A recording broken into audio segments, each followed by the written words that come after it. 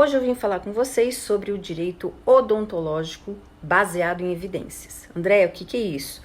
Faz parte da nossa série do Laboratório do Direito Médico e eu vou trazer aqui para vocês um caso prático, um case real do que acontece na vida real e o que a gente pode, como advogado, como advogada, aumentar as chances dos resultados positivos para os nossos clientes. Vamos começar?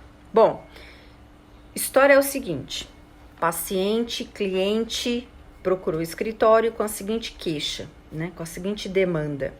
Foi procurar um dentista, passou por uma avaliação de implante dentário e o dentista até passou para ela ajudá-lo a escolher qual era o dente necessário para aquela situação que ela foi buscar, fez o orçamento e fez o implante, fez a troca aí da arcada dentária.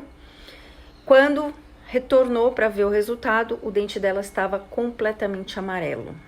Gente, mas não precisava nem ser perito para a gente ver que o dente dela estava totalmente amarelo. Era uma coisa assim, muito constrangedora. Tava muito amarelo o dente dela. E aí a gente vai começar com questionamento e a entrevista. E aqui já começou a primeira etapa da documentação importante. Ela ia refazer todo o trabalho, ela não ia poder ficar daquele jeito, né? É humanamente impossível a pessoa esperar um processo para arrumar e voltar a viver, né?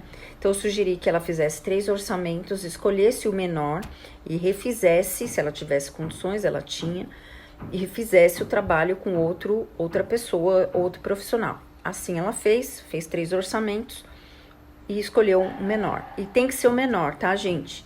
Por quê? Não pode escolher qualquer um, tem que ser o menor, porque senão o juiz pode entender que você está tentando se enriquecer indevidamente ou tirar algum proveito. E isso não pode. Então, a primeira documentação muito importante para provar são esses 3 orçamentos. A segunda documentação que a gente pediu foi a prova do dano moral. Essa aqui tem uma linha muito tênue.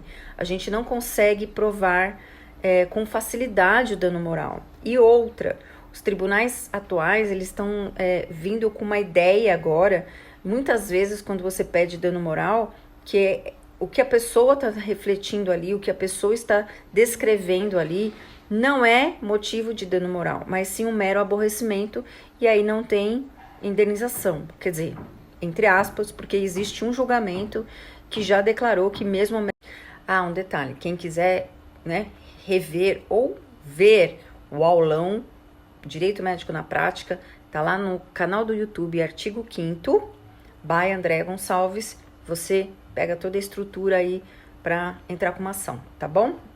Bom, continuando. Então, ela foi me contando que ela trabalha com isso e que quando ela fez isso, o dente dela ficou muito amarelo. Ela não conseguia mais sair de casa, ela não conseguia mais ter sentido para nada, ela só chorava, ela não estava conseguindo nem trabalhar. Então, a gente pegou essa informação, pedimos a documentação para ela, qual é a documentação? Que é isso que eu quero que vocês peguem aqui a visão. Qual é a documentação? Além da documentação, documento pessoal, comprovante de residência, todo o atendimento que ela teve nessa clínica odontológica, contrato, pagamentos, se ela tinha foto de antes e depois, porque ficou pior depois, a gente conseguiu provar isso, e pedi a ela que fizesse 3 orçamentos, porque passado todo essa etapa de colheita da documentação, com certeza eu ia pedir sugerir para que ela fosse refazer o que estava ali feito, E aí começa a entrevista. E por que eu falo para vocês, e quem não assistiu ao aulão, vai lá no aulão para pegar esta parte, que a parte da entrevista com o cliente é muito importante. Na mentoria eu explico muito melhor isso. A gente precisa fazer um histórico de como aquela pessoa chegou até aquela decisão de fazer o que fez, enfim, traçar um histórico para a gente poder colocar aí no papel e ver o que a gente precisa produzir de documentação para ter o resultado positivo nessa demanda.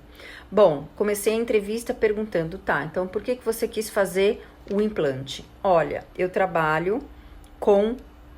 tenho salão de cabeleireiro, era a atividade da minha cliente.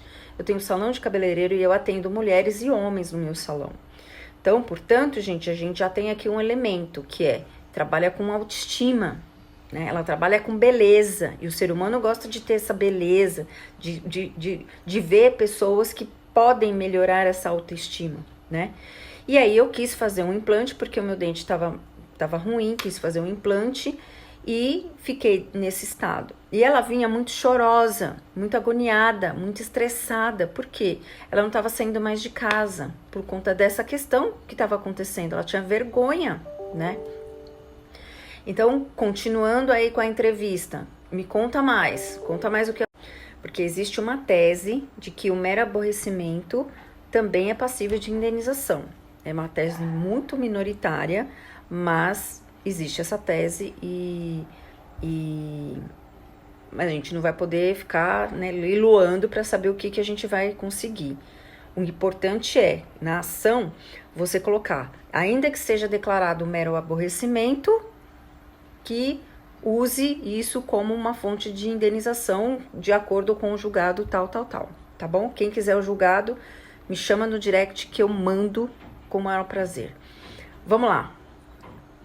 Na sequência, o que eu pedi para ela? Como é que a gente vai provar esse dano moral? E o dano moral, como eu falei para vocês, é uma linha divisória tênue, a gente tem certo receio, né, de não conseguir provar. Mas o que eu pedi a ela?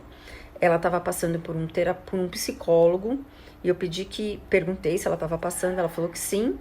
Eu perguntei então se ela podia pedir ao psicólogo dela que fizesse um relatório linkando o estado em que ela estava, que ela não tinha mais vontade de trabalhar, que ela não tinha mais vontade de viver, que ela não tinha mais vontade de fazer nada, em virtude única e exclusivamente do que tinha acontecido.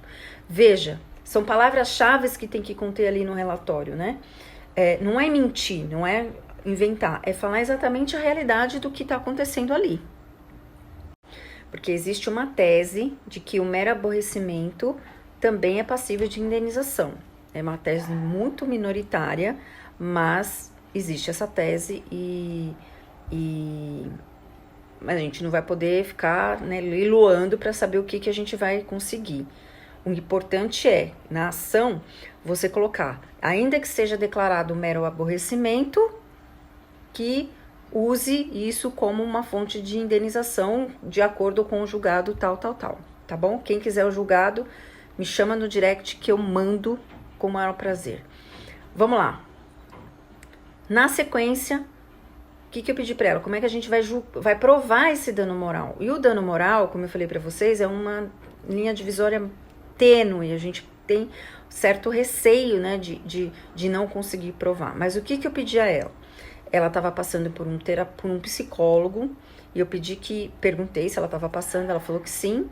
Eu perguntei então se ela podia pedir ao psicólogo dela que fizesse um relatório linkando o estado em que ela estava, que ela não tinha mais vontade de trabalhar, que ela não tinha mais vontade de viver, que ela não tinha mais vontade de fazer nada, em virtude única e exclusivamente do que tinha acontecido. Veja, são palavras-chave que tem que conter ali no relatório, né? Não é mentir, não é inventar, é falar exatamente a realidade do que está acontecendo ali.